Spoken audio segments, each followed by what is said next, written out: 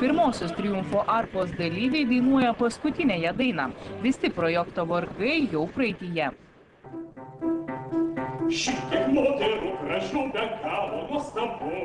Po metų kitoje LTV studijoje kelią į antrąjį Triumfo arkos projektą savo balsais bando skintis galbūt būsimieji auksinio balso turėtojai. Klaipėdos muzikinio teatro solistas komisijai atlieka Bonio dainelė iš Imrės Kalmano operetės žinomos Silvos vardu. Nereikia pasiduoti kažkokiam baimėm. Jeigu žmogus eina į sceną, tai jis pirmiausia turi kažką pasakyti žmonėm, tuo savo išėjimu, nes kitaip, manau, neverta eiti. Iš muzikos ir televizijos profesionalų sudaryta komisija, nors spėjo išklausyti tik kelių kandidatų, vieningai tvirtino, kad į Triumfo arkos atranką ateina ir gerai žinančių, ko nori, ir tik laimę bandančių dainininkų. Tačiau komisijos narys, operos solistas Vytautas Juozapaitis juokavo, kad tai nėra blogai. Juk projekte kviečiami dalyvauti tie patys žmonės, kuriems leidžiama ir Lietuvos prezidentą rinkti.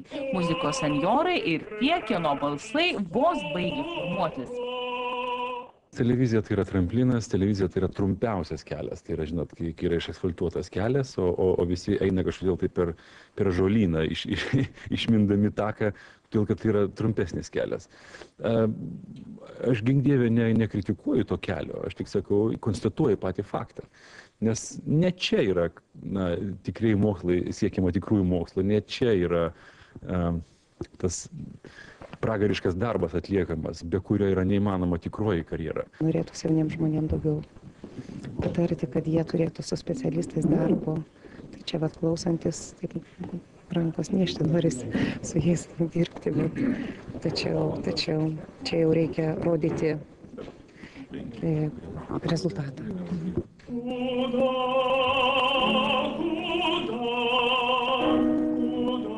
Komisijos nariai atrankoje dalyvauti taip pat kviečia ne tik muzikos profesionalus, bet ir vadinamuosius muzikos grynuolius.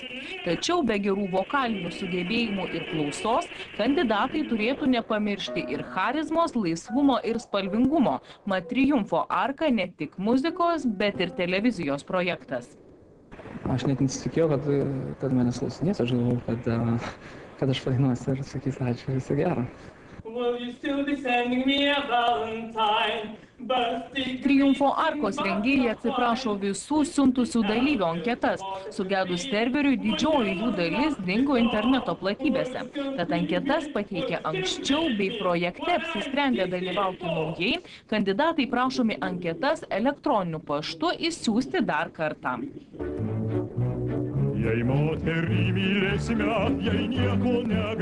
Atrankos į Triumfo arką tęsis visą birželį. Projekto dalyviai turėtų paaiškėti Liepą. Antrasis auksinio Lietuvos balso konkursas rengėjų tvirtinimu prasidės rudenį. Tamsus oras, kaip sapų.